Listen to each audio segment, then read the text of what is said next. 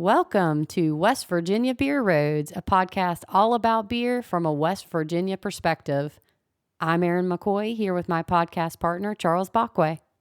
On today's podcast, we're going to hear from one of West Virginia's favorite brewery owners.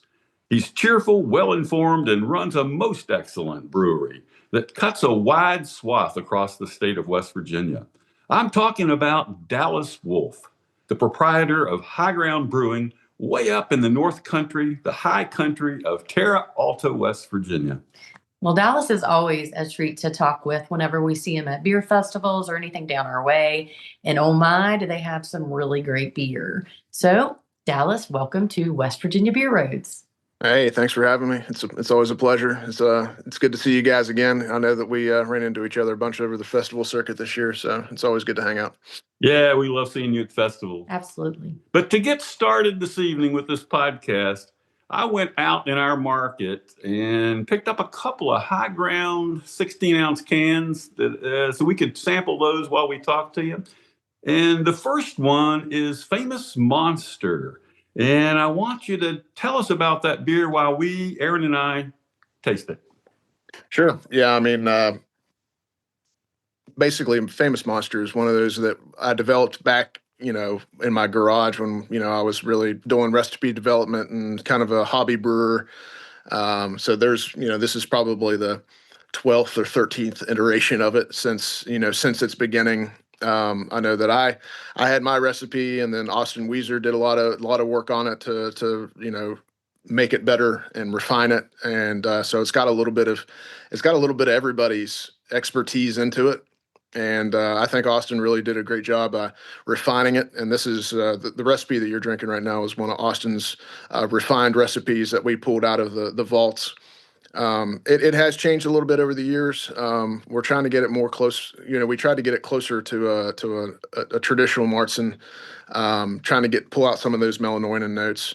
As a West Virginia craft brewery that makes IPAs and stouts and sours and every style known to man, it's tough to do those German style lagers because the greats that do it, their equipment is specially designed to make those types of beers, and it's kind of hard to replicate them. Listen, I know that. I mean, we taste a lot of them. We've done our Oktoberfest beer podcasts and stuff, where we taste some of them, not just from Germany but also from West Virginia. And the differences are pretty wide. Yeah, and even amongst German breweries, even the different you can try 20 different Oktoberfests from various breweries in Germany, and they're all kind of different depending on, there's different colors and different flavor profiles and notes. We went from more of a kind of a raisiny, more of a copper colored one, but you can also get the light ones.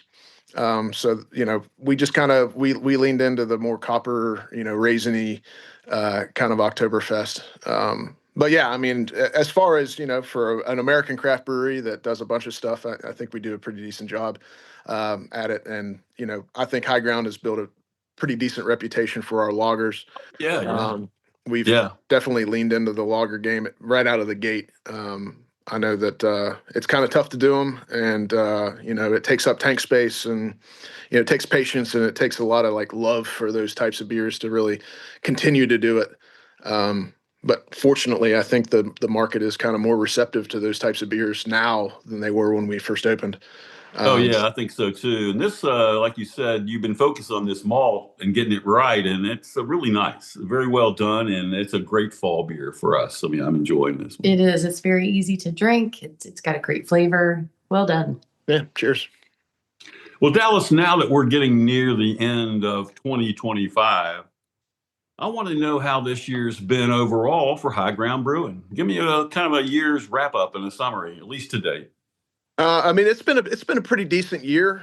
We have seen a little bit of a decline in the tap room, and I don't know. There's a lot of stuff going on, and I don't know if it's the culture of craft beer, if it's the alcohol industry in general, if it's the economy, if it's maybe our brewery has been around long enough to where we're starting to see a little bit of a decline, and people coming.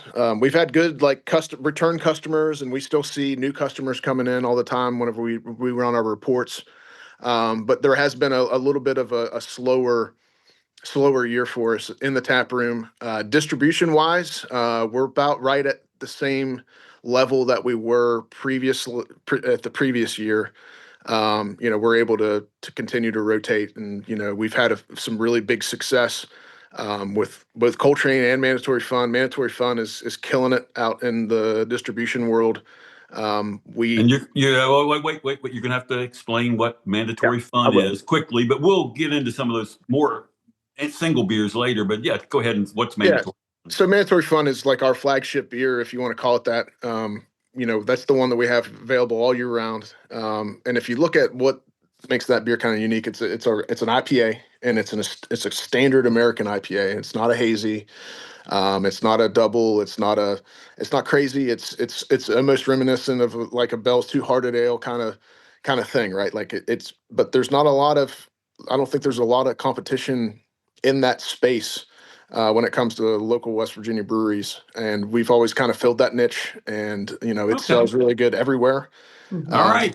so that's one of the things that I think we're really being successful with. Yeah, but let's get back to make sure you're finished on the annual, kind of just a quick summary before we get into a lot Sure. of specifics. I think you're probably experiencing what most of our small breweries are experiencing in West Virginia. It's not really seeing a lot of growth. I'm sure a couple are, but overall, it seems like the market has leveled out, and people have to work to keep their customers coming in the tap room, as well Yep. as work with distributors and all to keep their beer out on shelves. I don't think Yep. it's what I'm hearing. It's not maybe different from what I hear from a lot of the other brewers, but Mhm.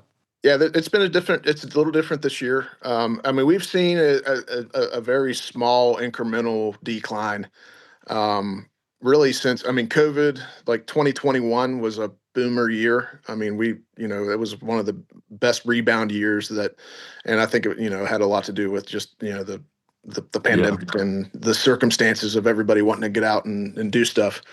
Um, but I don't know, man. I think the newer generation may be less inclined to consume alcohol. I think there's a Mhm. lot of like push for health. In general, we're still doing well. I mean, we're doing what we need to do. We're making beer. It's just the cushion, the capital cushion is a little lighter than it was last year. But we're still going strong. The big news that we heard during 2025 is that you got a new head brewer. So can you tell me a little bit more about that? Yeah, so Courtney, she started at the brewery as a taproom employee. She was kind of like a part-time worker. She worked at up in Davis, and she would part-time beer tender here at High Ground. She was an incredible worker, really really good work ethic. And then, after a little while, she started kind of expressing interest in potentially learning some of the production side of the house. So as time progressed, she ended up coming in and being an assistant brewer.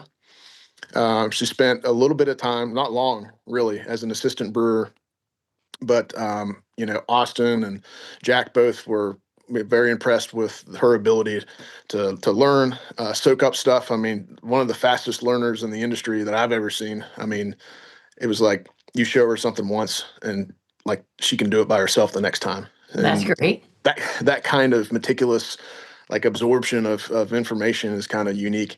Because brewing is complicated, and running a brew house is kind of like trying to play a church pipe organ. There's it's like, there's all kinds of different levers and knobs and procedures, and she's just got a mind for procedure based stuff. So she's got the procedure stuff down almost within the first couple of months of joining the organization. And then Are when it there just like are there any particular styles you really are impressed that she really masters? I mean, from recipe development, I'll get into that a little bit, but she's able to follow recipes, and there's no style that she struggles with when it comes to Wow. Yeah. processes. I mean, if you understand how to brew and the brewing process, and you're able to follow prescribed recipes, then, it's really not much different one for the next. It's just do this instead of do that, add Right. this much instead of add this much. So really it's, brewing at the professional level, whenever you already have established recipes, if you understand the process and and you're meticulous enough to do it and repeat it and not be able to miss things, then you're going to be able to do really any style. Um, Yeah, and you said her name was Courtney. yeah, What's Courtney her Simpson. Courtney Simpson? Yep, Courtney Courtney Simpson. Simpson. Yeah, good. Well, I just want to make sure that our listeners can hear her full name. Yeah. Yeah. Yeah, Courtney Simpson, and recently she's been learning how to develop recipes. Her first beer that she made, almost, we obviously all collaborate. We're a collaborative brewery, so we all kind of have input on recipe development. But she took the lead on All Pedal New Breaks, which is our cream ale, and it's been available all summer long. And she ended up winning an award with that one. I think Foam at the Dome. I think Oh, she took second place with that one, which was her first beer that she developed. So that's that's exciting. Yeah, that incredibly is impressive. exciting. So she's super excited about it. She's really, she's very hardworking. She's very passionate about her job and about the industry.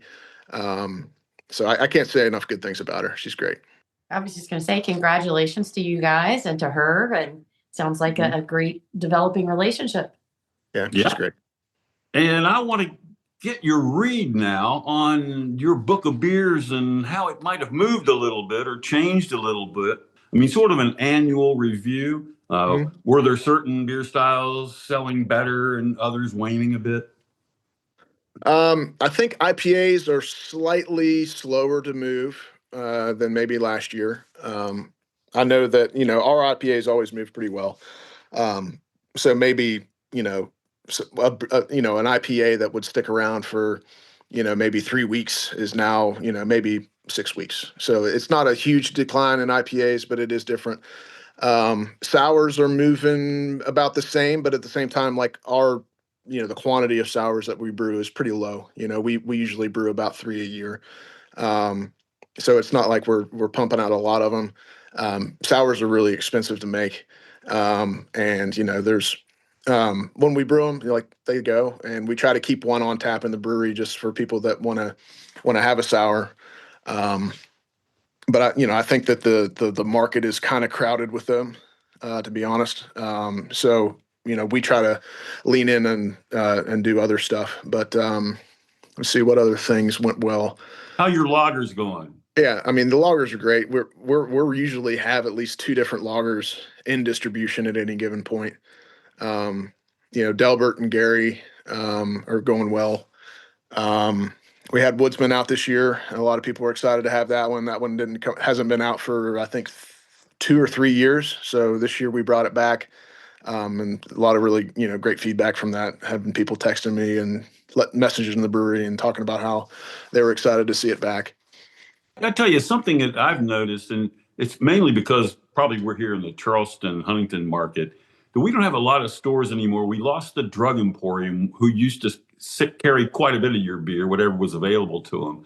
And now they've gone out of business here, closed up their 3 stores. And we haven't had a lot of other people pick up that slack selling, good craft. And so what I'm wondering is what is your opinion if are the West Virginia retail accounts giving craft brands a fair shake right now? I don't know if it's not giving them a fair shake. For one, especially as a small, brewery that has, our beers are kind of like gremlins. They have instructions like you got to keep them cold, and you know, it's a lot. It's not like your grocery store beers that are shelf stable that's been through a centrifuge, and they can hang out for a long time and not have any degradation. So I think that just cooler space is always at a premium, and we've got a lot of competition in the market right now. Yeah. I know that there's been a lot of out of state breweries coming in, and a lot of their stuff shelf stable, which means that they're getting bigger more volume and all that kind of stuff. So really, I think it's just there's not a lot of retailers in general that are willing to put all that cold room space and keep all that, refrigerated beer. Um, and Yeah, I hear I that. don't think it's the retailer's fault. I just don't think that there's a lot of businesses that have that, that dedicate that. Well, I will say, like to announce that where we bought these beers today at the wine shop at the Capitol Market in Charleston, West Virginia, they had them all in the cooler, and they said they only keep your beers in the cooler. They never put them on the hot shelf. Because I asked, well, you have any more of this maybe out on the warm shelf? He said, no, we will not put them out there. So I think your message has gotten through, at least people that care about beer quality. Yeah. Yep. Yep. Well, Dallas, during 2025, were there any surprises with what you've seen in terms of convenience stores and grocery stores and shelf space and overall space that they gave to craft beer brands? You know, our brewery is very small can. We send like 10 cases to Mountain State Uh, as far as cans. Our canning line is tiny. We're canning each one individually. So we don't really, 50% goes to the tap room for us to sell here out of our coolers, and then 50% goes to the distributor. So really there is a very limited quantity of our cans. So I really can't speak to that from my perspective. That's fair. Just based on, like, we're not, producing the amount that I would even be able to speak to it intelligently. Talking about your distributors, and I imagine you have several, or maybe you don't. Maybe you just have one. I don't. Just have one, yeah. Just one. Well, there you go. That makes it simple. Well, how do you think they're doing? How could you support them better? Are there things that have come to mind, if you want to grow your market?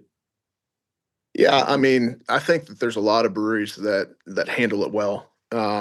And a lot of it has to do with the amount of capital and the size, right? So you've got breweries that are a little bit, I would say, like mid-sized West Virginia craft brewers, where they're able to hire dedicated sales staff that support distributors. They go out, talk to accounts, and be kind of like an additional asset. Unfortunately, we're like pretty small when it comes to staff and product and all that kind of stuff. Just small brewery out of Terra Alta that is trying to get beer out to people. But unfortunately, we're not able to afford to pay for a sales rep. Now I know that if we had a sales rep that was out there, beating the brush, and was able to dedicate time to check in on clients and stuff, I know that we would do better in the distribution market, for sure. And I know that breweries that use that technique are definitely having a better experience with distributors. And our distributor relationship's good. I've got a lot of good contacts with them. But one of the problems is that there's you're kind of in competition, so to speak, with the portfolio size. And I know our distributor has been reducing their portfolio size, which is good, for us, because, the less, if you have a big phone book of things to order, we're one of whatever, hundreds of different brands or whatever. And the less, the smaller your portfolio, the better, but the better shake you get. But I know in your case, I think the other thing is, like you were saying, you're tiny and you're not producing a ton of beer. So Sure. even if they wanted you to sell twice as much, it would be, I don't know. I mean, you'd have to really make an expansion there. You couldn't provide them that kind of quantity of beer. So Yeah, that's a good lot to of it hear. has to do with capital and the Yeah. amount of kegs. I would have to buy more kegs, and this is a whole thing. Oh, It's a complicated deal. yeah, it's tough being a small brewer. Yeah. When you're on the small end of the beer business, it's not an easy place to be. You have to work your butt off, I think, to just to do well. But we're ready to, I think, to drink another beer. I'm parched, and we have another one of your beers, which is one that's been around for a while, I think, and it's really good. It is Cold Train Porter, and it's one that you've had in the market for a good while, and we've had it before, but I'm trying it again tonight, and I want you to talk to our folks about what this beer is. Sure. Yeah. So Coltrane is another one of uh, our beers that we keep available all year round. It's one of the few porters in the market that is always available. With of course, Big Timbers Porter is always available as well. But we also provide a porter to our customers all year round. And Coltrane was one of our was actually the first beer that we brewed on the commercial system. So that was it was Coltrane we brewed, and then 2 days later we brewed Mandatory Fun. So it is our oldest and most one of our most consistent brands that we have. The beer, it's a pretty robust porter. A lot of coffee notes, a lot of roastiness, a lot of dark fruits, and it's a little bit higher in ABV. It's sitting in around 7.5, I think, 7.4, somewhere in there. But yeah, I mean, it's kind of amazing whenever you're looking at sales and you see that Coltrane is consistently in the top five of your best selling beers. And it's as a porter, a dark beer, that you wouldn't think that would be the case, but it really is. It's always available. We have some customers that always have Coltrane, and once the stock gets low, they start freaking out, and we got to make sure we get it back to them. So. Yeah, I Um, love this. I mean, for a small brewer who, doesn't have a ton of production capacity to change out lots of seasonals all the time, you're able to keep this beer year round. yep. And it's dynamite. I mean, I've had it. I think it might have been the first beer or first or second beer I ever had from you guys. And Yep. that's been a while. What year was that when you guys opened up? 2019. 2019. So yeah, we're going on probably toward 7 years now, 6 years right now. And yeah, Yep. anyway, So fun Coltrane. anecdote on that one is the first beer that we ever brewed. It was the first batch. We were going into Lewisburg for the state craft beer festival that they had in Lewisburg. I think that was maybe the last year they did it there.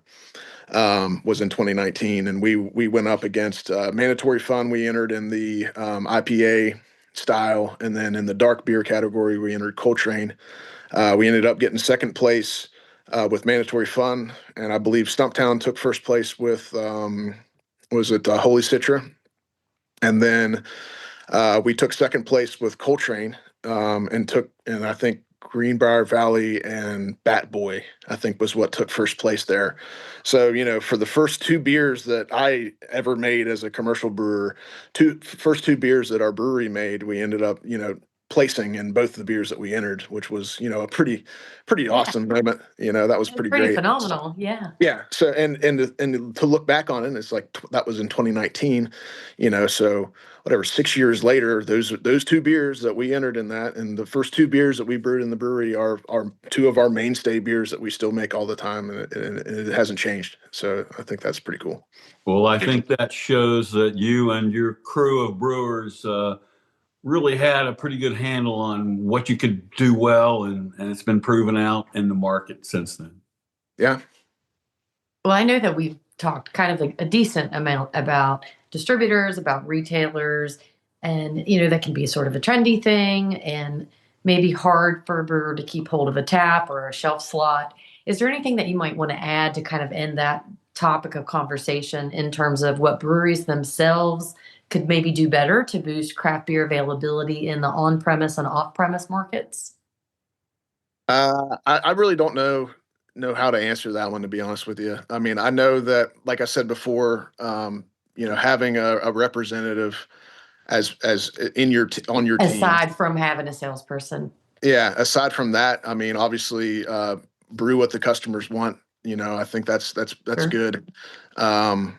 But I really don't have a lot of. I've thought about that one for a little while on what brewers can do, aside from just promote each other. As far as in-state brands, I'm always talking up other West Virginia in-state breweries and trying to get the buzz out there. But a lot of it has to do with customers and brand loyalty and all that kind of stuff too. But obviously it's communication and having somebody to represent you, and the more representation you have, the better. And also, I think obviously, I think one of the obvious answers is brew good beer. If somebody buys your beer and it sells really good and people are really happy about it and it's priced competitively, pricing's huge. If your stuff's too expensive, it could be the best beer on planet Earth. But if your on-site guys can't make money off of it, then they may have it on just to bring some people in, but um, so yeah, pricing and quality. Yeah, that's interesting. You mentioned pricing, especially because it's been a tough, probably tough road for some of our craft brewers. You're very small. You don't have any the scale, to make your beer less expensive, and so you have to ask for top dollar, especially when you put a keg out in the market or even a can. I mean, how do you deal with that situation?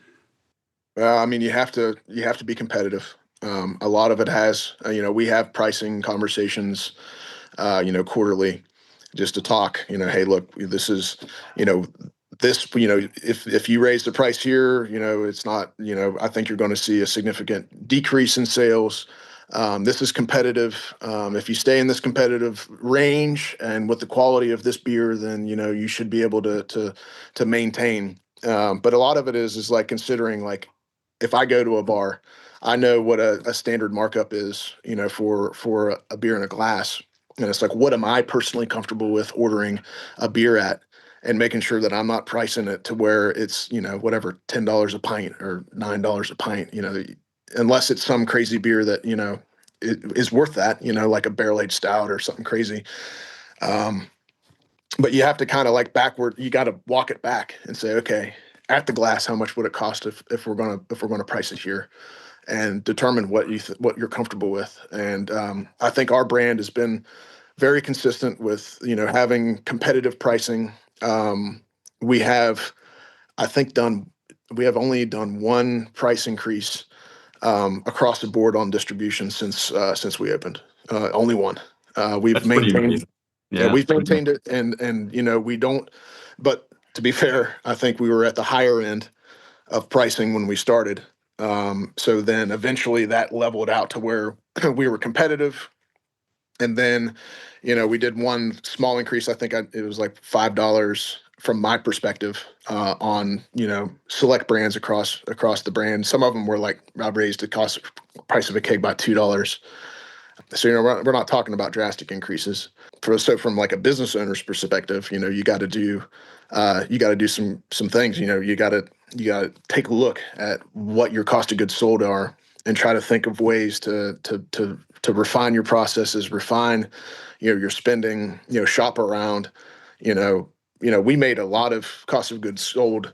Um, you know, we created a lot of extra money just by looking at some of the places we were buying stuff from, because we've been maybe using the same, purchasing, let's say, can and ends, like the tops to a can, from the same place forever. And then, we started looking at it, and we're like, we're spending, X amount of dollars on shipping.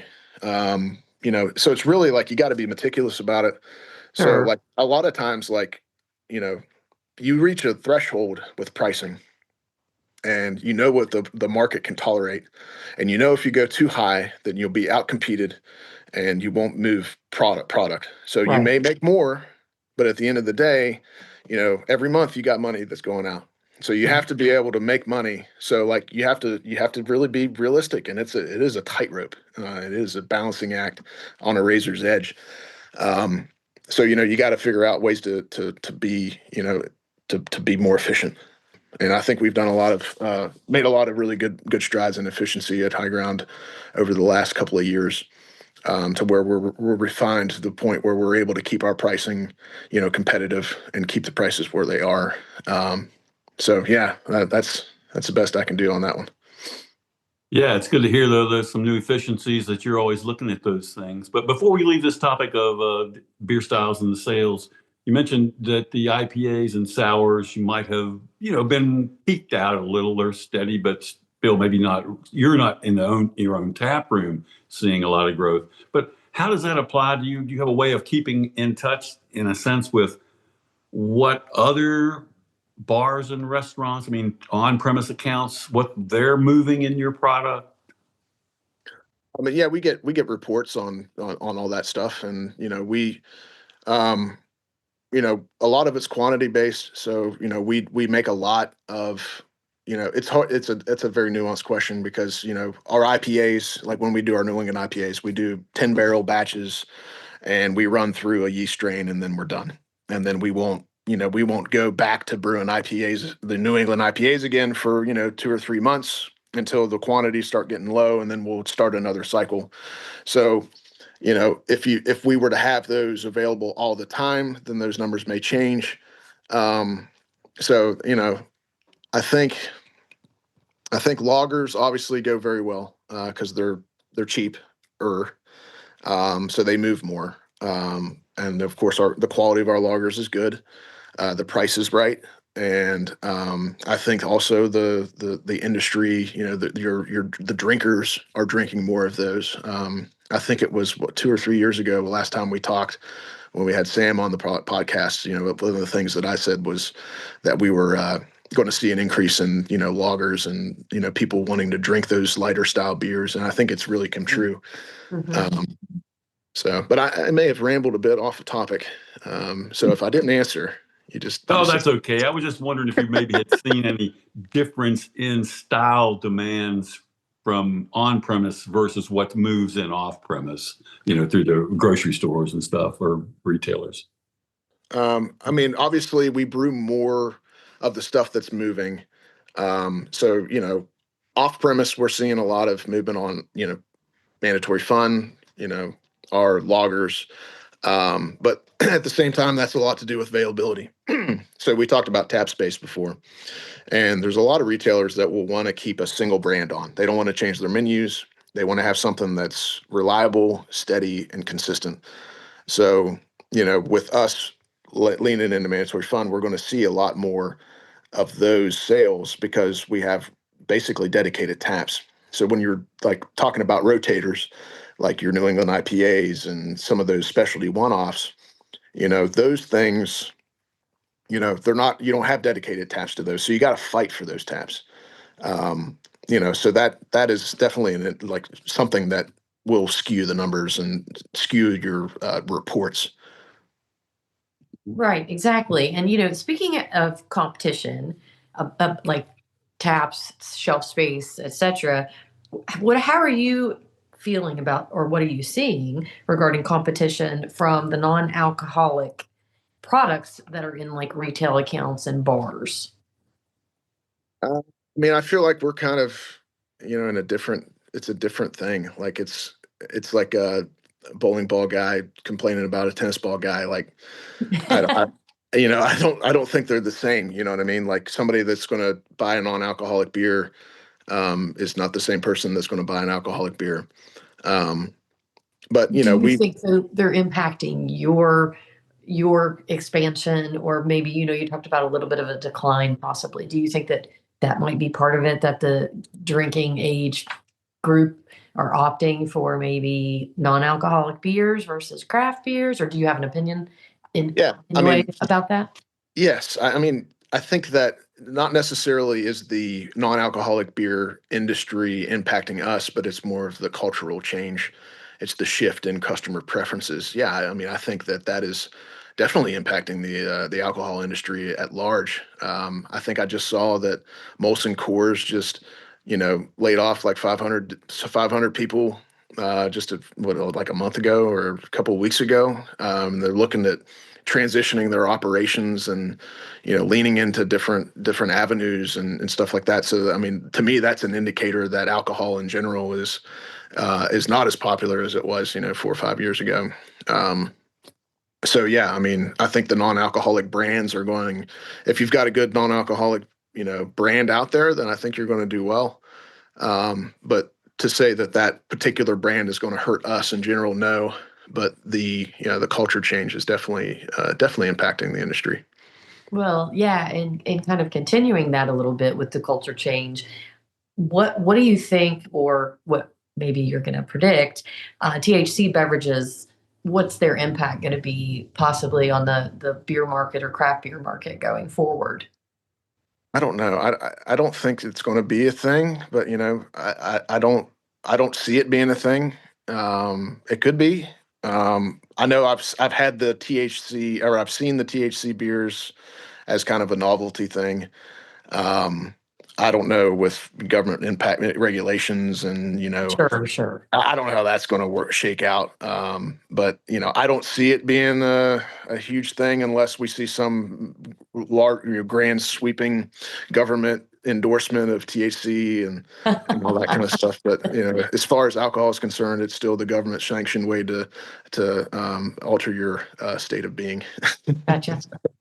Yeah, following up on Aaron's question there about the non-alcoholics or NA beers, are you selling those at your tap room as an alternative for your customers? Yeah, we have them. Yeah, we keep a couple of non-alcoholic options available. We make sure that we have them because there's always people that are going to come in that either may be there just to drink that or just they're accompanying somebody else that wanted to go. We do wines and all kinds of different things just to make sure that people don't feel excluded whenever they come to the brewery. Yeah, I think you're experiencing exactly what most of our local brewery tap rooms are, that they see that, and that's a way to keep customers in because sometimes one doesn't drink beer and wants an NA. The other Sure. one wants your local wonderful IPA or stout or something. And yeah, Mhm. it's been a way to help keep in business and maybe build business. Well, changing the subject a little bit, I know that High Ground participates in a number of local beer festivals, and you've done a bunch of them this year. Yep. Were there any festivals that stood out to you this year as far as the reaction you received from attendees, as far as where you went and had a good time? Reactions from attendees everywhere we go. I'm always amazed at the amount of outreach and the amount of the demographics. That's every type of person will come up and talk to you and give you and share a story about how they're connected to the brewery or how they know somebody, or just how they love the beer. And really, the craft beer industry is kind of tight knit and it's very diverse. There's all types of people, all walks of life that enjoy it. And I know that every time I've gone to a festival, people are excited to see us. People are always giving us good feedback. And me, like I enjoy having a good time. I like talking to people. So I've never not been able to find somebody to go talk to about beer or about anything really. So festivals are great. It's one of my favorite things about the industry. So at those festivals you attended across West Virginia, and probably a lot of them Aaron and I didn't get to, especially in the northern part of the state. Do you feel the attendance was up this year, down, or about the same? Did they seem to have a good turnout? I think that we're seeing a little bit of a decline in attendance, um, with the exception of two that I went to. The one up in Wheeling, Mountaineer Beer Fest. That one was, still jam packed with people. It was. Isn't that is a great festival, isn't it? I do try to get to that about every year, every other year. It's a wonderful, yeah, Mountaineer Beer Fest in Wheeling is wonderful. Yeah, that one was good. And I think some of the festivals are, the attendance is lowered, maybe because it was kind of intentionally done. I know that some of the festivals we went to were kind of limiting, ticket sales to try to keep it more of a little bit more of an intimate environment. They weren't having 300 different breweries in attendance. They wanted to have more of a hand-selected, curated group of breweries. And when you do that, of course, you have to limit sales because you don't want to run out of product, that kind of thing. So I don't know. I'm not super in the know with these guys on why maybe some of them were down or whatever. It could be a myriad of reasons, and not all of them could be indicators of lack of enthusiasm for festivals in general. Yeah, I don't know if you attended the what do they call it, the Frankenstein Festival Mhm. in I was getting ready Fairmont, to which talk was about that this one. past weekend. Were you there? Yeah, and that one was absolutely insane. Yeah, they acted like they A ton of doubled people. their attendance. They Maybe did. they did very well. They Certainly did. more. It's their second year, and they did a lot more ticket sales than they did their first year.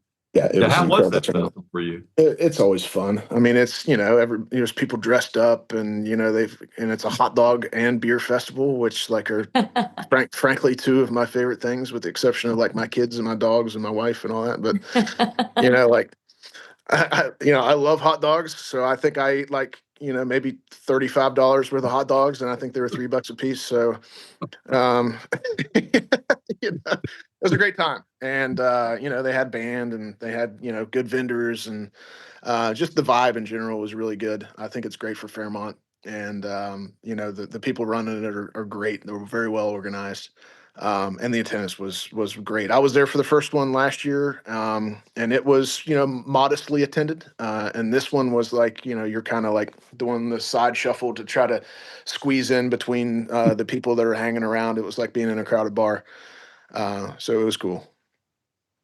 Very cool. Well, Dallas, let's look ahead. Where do you see the future growth for your brewery coming from? Well, obviously, I would like to expand into another tap room eventually. But that is something that it's going to have to be opportunity and time. We're going to have to, I'm going to have to get some capital. I'm going to have to make the right connections as far as somebody to manage it. As like I have a full-time job. I've got a family, and my bandwidth for managing another tap room is limited. Sure. Um, so I'm going to there's going to have to be an opportunity that comes along, or I meet somebody that's interested or something like that. Sure. Obviously, I think what Short Story is doing with their on focusing on tap rooms, and I think that obviously the more product that you move by the glass in a location, as long as you're successful, I think it's a good move. And I think that distribution in general is certainly less lucrative when it comes to being a brewery. So if we were to expand, it wouldn't be production based. It would probably be that. But at the same time, there's, it costs money, and it's got to come out of somewhere, and it's Yeah. bandwidth, it's a lot of stuff. So it's Well, and something it's I'm definitely interested in. And this is by no means some soft release of a new tap room coming, because right. that's certainly not. But I would love it to be. I would love it to happen. Well, I imagine that kind of a decision is not something that's made super fast. That's going to take a lot of research and work, and obviously that it's good to hear that you're thinking in those terms, because we would Yeah. be excited certainly if something like that landed our way. Yeah. Well, if I had the right people and the right amount of money, then I'd make it happen tomorrow. I built our brewery. I built our tap room. I know how to do it, and I can make it happen. It's just a matter of people and money and people. Sure. Sure. Yeah, it does seem like the way that because our law does allow brewers, licensed brewers can also run separate tap rooms like that. Mhm. That is a nice way to expand your sales without having to work too hard, to fight the whole market with everybody else's beer out there. So yeah, it's Yeah. worked well for Short Story. I think they Oh seem to yeah. be happy. Yeah. And It's a really good business model. yeah, and then Big Timbers started that, Mhm. with up in your end of the state a little bit more. Yep. They've opened another tap room as well as their Elkins tap room. So that's cool. Well, before we close, Dallas, and we're running about to the end here, I just wanted to be sure we talked for a minute about high ground beers that would pair well with different courses of a traditional Thanksgiving dinner, because it's coming up this month. So let's begin and put your thinking cap on there, and let's talk about maybe with appetizers and salads. Are there beers in your portfolio that would pair well with that before we get to the actual turkey and dressing and all that? Yeah, I mean, I think an IPA always goes well with salads, and that's just me personally. I think any of our IPAs, and I more or less do style based stuff, stuff that's available. We have Going Nowhere, which is our New England IPA, which I think is very low bitterness, super juicy, and I think it pairs really well with greens, and that kind of thing. So really, I would go with probably an IPA. to open it up. And I know a lot of people think that the hops will blow your palate out, but ours are pretty soft, and they're definitely not going to destroy you while you're like trying to pick out the little nuances of a salad. All right. Well, now let's move to the main course. We got the turkey and the dressing and all those rich and flavorful tastes. What do you got for that? Well, I mean, I personally go with a lighter, more quaffable beverage during that heavy portion. So it's usually like a Gary or a Delbert or a Kolsch, which is coming out soon. I know that people have missed our Kolsch, and we've got it in the tank. It should be just in distribution here in the next 2 or 3 weeks. We haven't brewed that one in I don't know, it's been 2 or 3 years. So we're excited to get that one back. So if it was me, I'd do the Kolsch. But if it's not available, then any of our other light offerings is a great choice. Okay, so we got IPA with the salads and before dinner. Then we've got the lagers and maybe the Kolsch if it's out with the main course. Now we come to the desserts. We have pumpkin pie, pecan pie. We have all that kind of stuff. What do you got for that? Well, I mean, if you're having something kind of rich and decadent, like chocolate or something that's really like a pecan pie or something like that, then I would recommend our cranberry mule sour to kind of cut through that, decadence, which that beer is, it's kind of like, I don't know if you ever had a chocolate cake with a little bit of like a raspberry cream or raspberry jam or something with it, like it just pops. So I always think sours go really well with the desserts, just to kind of like balance out what you're doing. And if you want to skip all the pies and all that stuff, then go with our golden stout and just have your dessert in a glass, and just say no to all of the other desserts on the table, and just have a dessert in a glass. That golden stout has a name. That's what. Yeah, it's your basic, which is a pumpkin spice latte, golden stout. It's great. All right. Dessert beer sounds like, yeah. I love it. I mean, it's a dessert beer, but at the same time, it's not overly sweet. You can definitely drink a whole glass and maybe drink 2. Nice. So, folks, you hear it here from the head of the brewery. Some good things that go with your Thanksgiving dinner. Look for those high ground beers. Yeah, I'm definitely going to be keeping my eye out for them. And Dallas, we really appreciate you coming on and talking to us again on another episode of West Virginia Beer Road. So thank you. Thank you. And if you don't mind, I'd just like to give a shout out to everybody that supports High Ground and has supported us since we started. We can't share our passion and continue to do the things we love every day without the support of our followers and the people that we've connected with over the years, and people that have maybe one High Ground beer a year, or the people that drink it every week. To all of you, thank you. And to you, Charles and Aaron, I appreciate you guys for your dedication to the industry, and doing all the great things that you do to promote West Virginia craft beer and the industry in general. It is I'm very appreciative of that, and I thank you guys for giving me the opportunity to talk with you, and it's been a real pleasure. Dallas, it's always a pleasure. Thank you, and cheers. Yeah, we love you. Love you guys too. This brings us to the close of another podcast. Remember, you can subscribe on Apple, Spotify, or your favorite podcast host. Thank you for listening to West Virginia Beer Roads. West Virginia Beer Roads is a production of BrilliantStream.com.